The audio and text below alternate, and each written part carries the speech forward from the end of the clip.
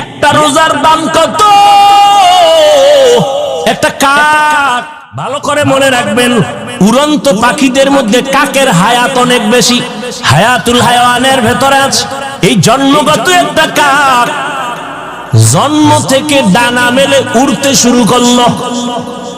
উড়তে উড়তে উড়তে উড়তে এত দূরে চলে গেল, চলতে চলতে চলতে চলতে বুড়া হইছে, বুড়া হইয়া মারা গেছে। একটা কাক জন্ম থেকে উড়তে উড়তে সামন দিকে গেছে, যাইতে যাইতে এক পর্যায়ে সে বুড়া হয়ে গেছে। কত দূর চলে গেল, মরিয়া গেছে। নবী কয় এই কাকটা জন্ম থেকে উড়িয়া বুড়া হইয়া মরা পর্যন্ত উড়তে থাকলে যত দূর চলে যাবে, একটা রোজার বিনিময়ে রোজাদার জাহান্নামের আগুন থেকে তত দূরে পেছনে চলে যাবে। এক রোজার দাম কত? রোজার বড় দাম। অন্য অন্য আমলের পুরস্কার আল্লাহ ফেরেশতারে দিয়ে কয় এই দিলাম, দিয়া দাও, দিয়া দাও, দিয়া দাও, দিয়া দাও। নামাজ পড়লে এটা দিয়া দাও। ও রোজার ফলাফলটা দিও না, এটা আমি দিব। কেমনে কয়? ও রোজাদার, আস-সাওমু লি ওয়া আনা আজজি বিহি।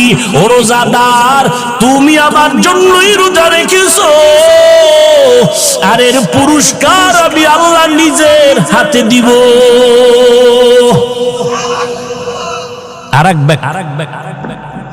আরেক ব্যাখ্যা হলো, ও রোজাদার, তুমি যে আমার জন্য রোজা রেখেছো, আমি আল্লাহ এর বিনিময়ে তোমারে কি দিব জানো?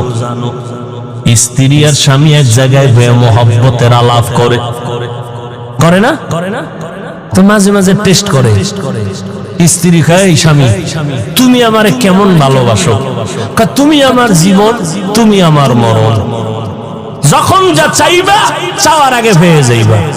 স্ত্রীও বড় চালু, চাইলেই দিবা, চাইলেই দিব, তালাক দাও। কি দাও? তালাক দাও।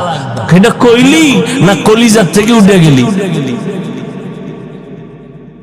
হ্যাঁ, আল্লাহ তাআলা বলেন মুহাব্বতের চূড়ান্ত ফলাফল নিয়ে নাও। ও রোজাদারেরা, আমি আল্লাহর জন্য যদি রোজা রাখো, এর পুরস্কারটা কি জানো? ও বান্দা, তুমি আমার, আমি আল্লাহ হয়ে গেলাম তোমার।